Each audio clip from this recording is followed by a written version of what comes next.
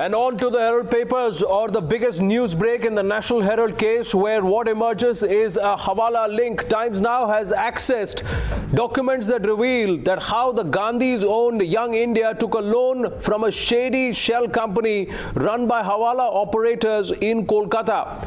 Now, the expose comes as a big setback for the Gandhis who are under the lens in the Herald case. The Hawala link is currently under the lens of the investigating agencies, and a charge sheet is just days away. Let's first look at some of the hard facts from the documents that Times Now has managed to access. Now, the facts that we have accessed on this probe status is very, very clear. There is a Hawala link to the Gandhis. The Gandhis took 1 crore from a shady shell company. This money was used to purchase Associated Journals.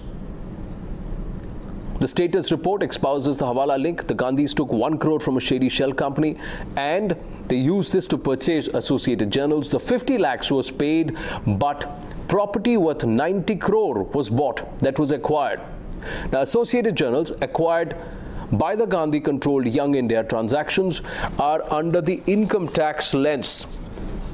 Income tax exemption to Young India was cancelled as on 27th of October 2017 because it was deemed that this was not a charitable organization. A fine. The Income Tax Department is all set to fine the Gandhis very, very soon, and the fine could be anywhere between 250 to 800 crore rupees because it will be based on a percentage of the actual market value of the assets. So these are the 10 facts that come to light from this 2-page status report that we have been able to find and we have been able to access. Navika Kumar, our managing editor politics, joins us. So not just breach of trust, but there is also a money laundering angle to this entire National Herald story, Navika.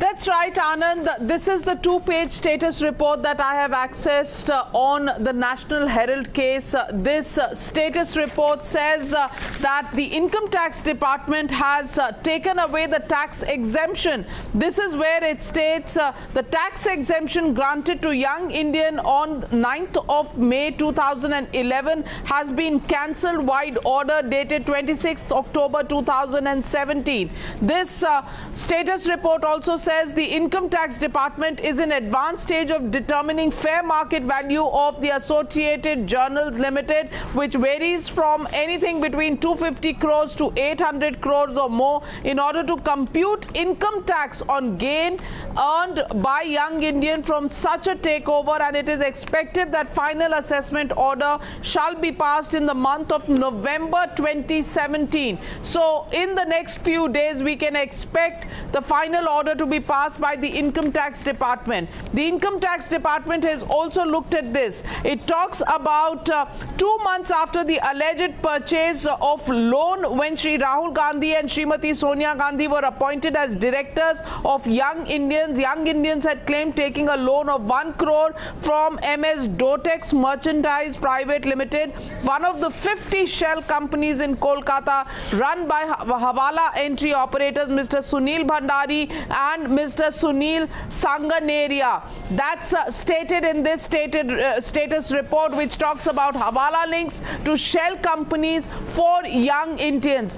Subsequently, Associated Journals Limited allotted 90 crore shares to Young Indians on February of 26, 2011, resulting in the entire takeover of the properties, the real estate that was owned by Associated Journals through this Young Indians takeover through this 1 crore. So you pay 50 lakhs, 1 crore of a loan, and you get control over real estate that runs into 800 crores of Associated Journals, on which the Income Tax Authority is likely to file their final order in this current month itself, in November itself. And the income tax exemption status of Young Indians being withdrawn on the 26th of October.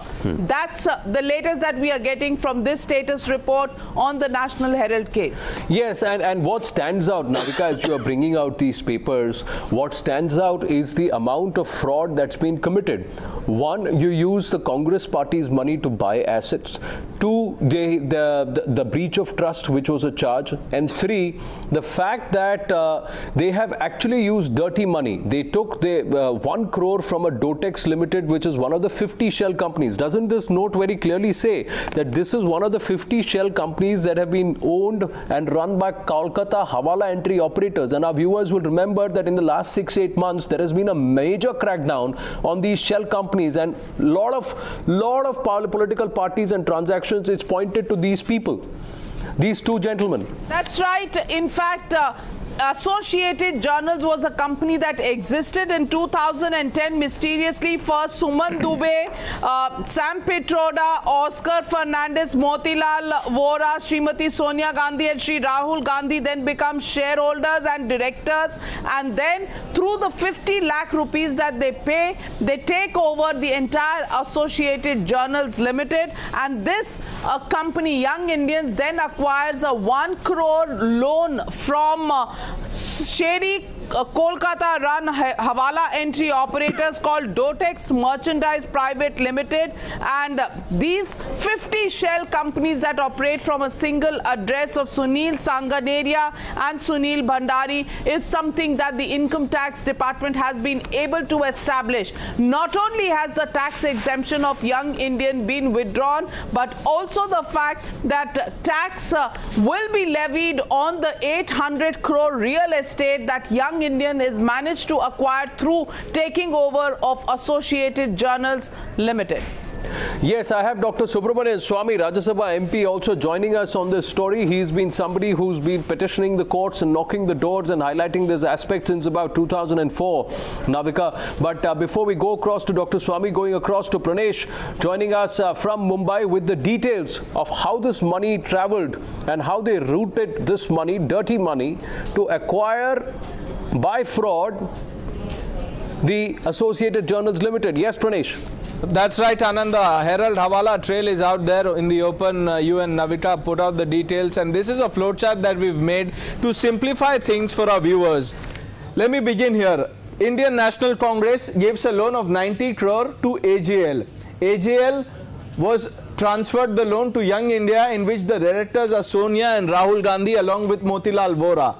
When Indian National Congress gave this 90 crore loan, AGL was asked to give this loan to Young India. What AGL did, instead of giving 90 crores here, AGL paid 50 lakhs only. And when it was asked, where did you pay 50 lakh from, it said we paid 50 lakh from a loan of 1 crore that we had taken from an alleged Hawala operator. So this really tells you the story. The Herald Hawala link simplified for our viewers. A loan of 90 crore given from INC to AGL, transferred to Young India, and 50 lakh which was taken as a loan, 1 crore loan from Dotex. This is the money trail that now stands exposed, Anand. Yes, it does. The entire money trail, and we've already seen that how it was a criminal breach of trust that was being alleged. But I have Dr. Subramanian Swamy Navika now joining us at this point. Dr. Swamy, good evening, and thank you for speaking to us. My first question is based on what Navika has been able to access and what we here at Times Now are putting out a status report by the Enforcement Directorate, which highlights the Hawala link to Sonia Gandhi, Rahul Gandhi and Young India. Yes. That's right. It's an Enforcement Directorate status report, and it was an additional issue because the Young Indian owned by Sonia Gandhi and Rahul Gandhi, up to 80% of the shares, had only a 5 lakh rupee paid up capital, and in fact an authorized capital, and yet they were able to produce 50 lakhs for the Congress party. And they showed it in their accounts as 1 crore loan with zero interest from this Dotex. And so I had sent this to the Enforcement Directorate to have a look at it, and they did, and they found that Dotex had in its accounts had shown it as a donation. And yes, they said because it was donation, it was zero interest, whereas the accounts of the National Herald show that it was a loan at zero interest. So there itself began issue, and then it was found that Dotex was actually a launderer. It was called what is called as a entry based company, which is just that, you know, people gave them cash and then they converted it into what they call as donations or loans, and that's how the operation has been going on. Only unfortunately for them, the National Herald case became a criminal case. But Dr. Swami, what does this really imply, given the fact that the charge sheet is just days away from being submitted? Does this mean troubles for Sonia Gandhi and Rahul Gandhi in the National Herald case will mount? It implies that now, it implies that as soon as the CBI now registers a FIR, the Enforcement Directorate can register a money laundering case, and that's a very severe one, and both all the board of directors of Young Indian can be arrested and subject to custodial interrogation. And Dr. Swami, the other question is the question of property, the 800 or even more worth of property that has been acquired through this route. Number two, it is the tax evasion, because tax was not calculated based on the kind of properties that were being bought and sold, and the income has not been declared, and the fact that Young Indians tax exemption now has been withdrawn. The fact is, the shell companies, the fraudulent circle of investments clearly shows that the Hawala money and dirty money was being used fraudulently. Yes, correct. That's a separate, at the moment I have on criminal breach of trust, a criminal misappropriation of property, conspiracy and cheating. These are the charges. There will be an additional case which will be in a separate court, which will have to be filed by the Enforcement Directorate, and that will be on money laundering. Sir, and there is also, if I move to page number 2 of the status report that Navika has been able to access here for times now, they are also hinting at the fact that Young India, Sonia Gandhi, Rahul Gandhi are liable to a fine to the tune of anywhere between 250 to 800 crore. Yes, and that will be under what is called as FEMA, and also the fact that the land was given, as for example in Bahadur Shah Zafar, on concessional terms and for only the purpose of printing a newspaper, but they have converted it into a into a rental building, and even the External Affairs Ministry has a passport office there. The Tatas have. So multinational companies have, so that's also a fraud, and on that they can be put, a fine can be put on by the Urban Development Ministry, and that's also a complaint pending with the Urban Development Ministry.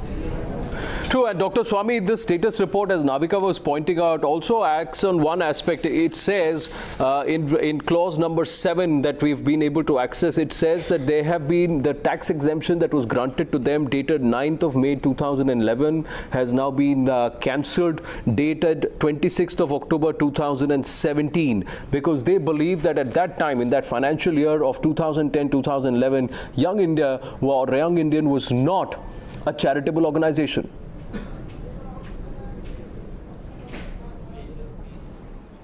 Right, and therefore they have, in fact there's a breach of trust also, but yes, these concessions and on tax and other things were given on the understanding that they would be printing a newspaper, which they are not.